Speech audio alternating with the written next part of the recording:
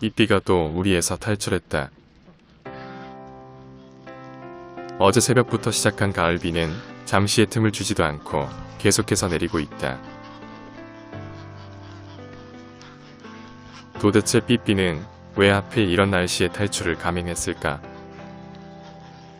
비 맞는 걸 누구보다도 싫어하는 염소들의 습성을 알기에 삐삐의 탈출은 도무지 납득이 가지 않는다.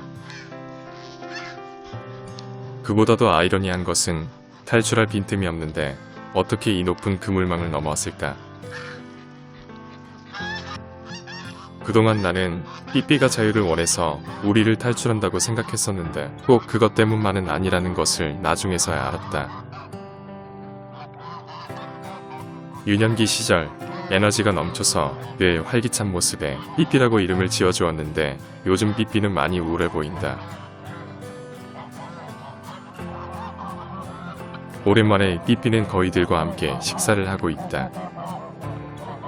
불과 1년 전만 해도 우유를 먹던 어린 염소가 벌써 아기를 가질 수 있는 어른 염소로 성장해버렸다. 인간의 성장보다 10배 이상 빠른 이러한 동물들은 빠른 성장만큼 빠른 죽음을 맞이한다.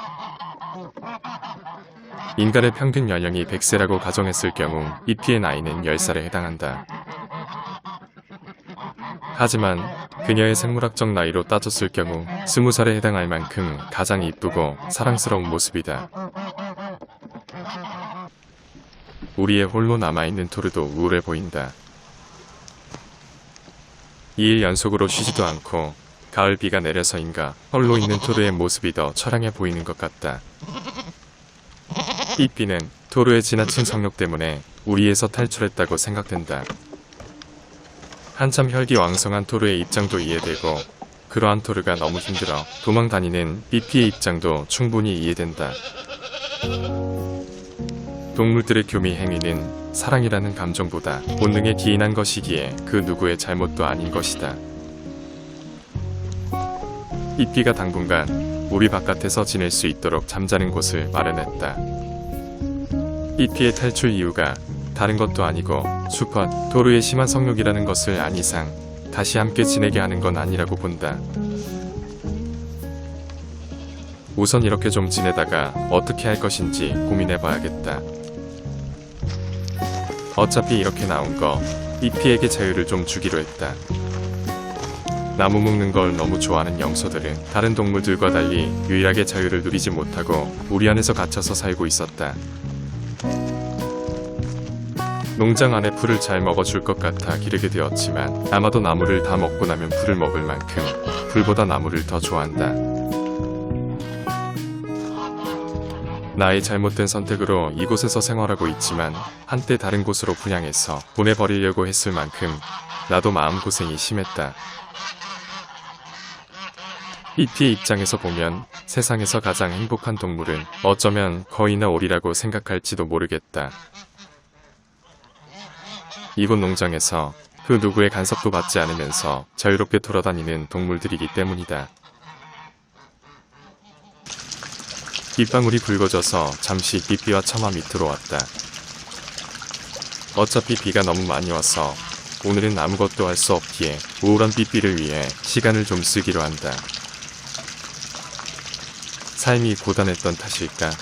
평소 쾌활했던 삐삐는 아무런 말이 없다. 많이 피곤한 모양인지 그녀의 눈꺼풀은 너무 무거워 보인다. 그동안 토르에게 얼마나 시달렸으면 서서 졸 만큼 피곤한 걸까?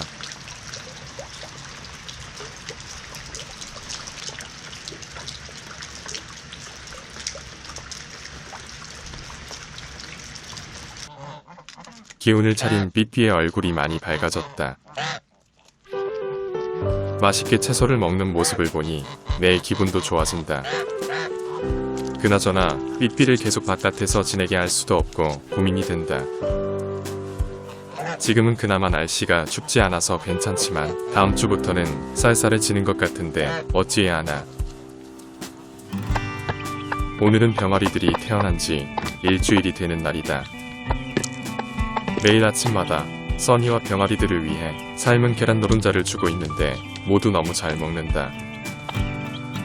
삶은 노른자는 2개월 동안 포란하느라 고생한 써니의 문보신용이며 동시에 병아리들에겐 완벽한 영양식이라 할 수 있다. 계란 노른자를 사료보다 더 잘 먹는 병아리들은 하루가 다르게 성장하는 게 느껴질 만큼 체구가 커지고 있다. 아빠의 혈통은 한약사모 출신이며 엄마는 대부분의 양계장에서 기르고 있는 하이라인 브라운 혈통이다. 아빠를 닮아서 덩치가 크게 자랄까? 아니면 엄마를 닮아서 알을 많이 낳을까? 병아리가 암컷인지 수컷인지 구분하는 방법 중 하나는 날개가 2겹으로 되어 있는지 역으로 판단할 수 있다. 수컷인 경우 날개가 1겹인 반면 암컷의 경우 2겹으로 되어 있다. 그래서 날개만 펼쳐보면 병아리들의 성별을 쉽게 확인할 수 있으나 병아리들이 놀랄 수 있으니 당분간은 참기로 한다.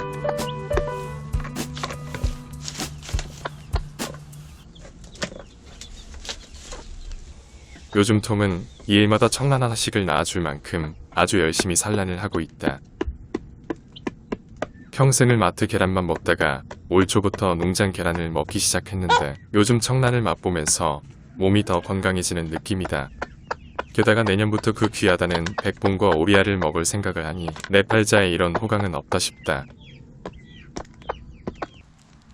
다음날 아침 내가 출근하기도 전에 토르가 우리를 탈출했다. 암컷 삐삐를 만나기 위해 홀로 쇼생크 탈출을 찍은 것이다. 아이러니하게도 삐삐는 토르의 지나친 성욕에 스트레스 받아서 탈출했고 토르는 자신의 성욕을 주체하지 못해 탈출한 것이다.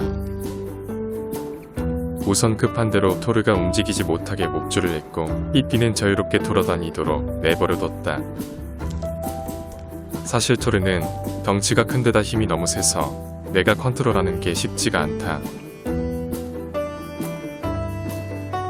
자유를 만끽하는 삐삐는 토르가 묶여져 있다는 것을 아는지 얼굴도 밝아 보이고 스트레스도 없는 것 같다.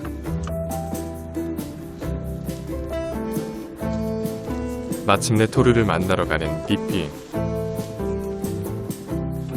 토르가 삐삐를 대하는 것에 비해 삐삐는 그다지 토르에게 다가가지 않는다. 얼마 전까지는 새끼 염소를 보고픈 마음에 삐삐가 임신하기를 바랬는데 어제 삐삐의 우울한 얼굴을 보고 난 뒤 내 마음을 바꿨다. 그래서 삐삐에게 교미의 주도권을 주기로 했다. 앞으로는 토르가 목줄에 묶여 있도록 해서 삐삐의 허락이 없이는 강제로 교미할 수 없도록 할 것이다.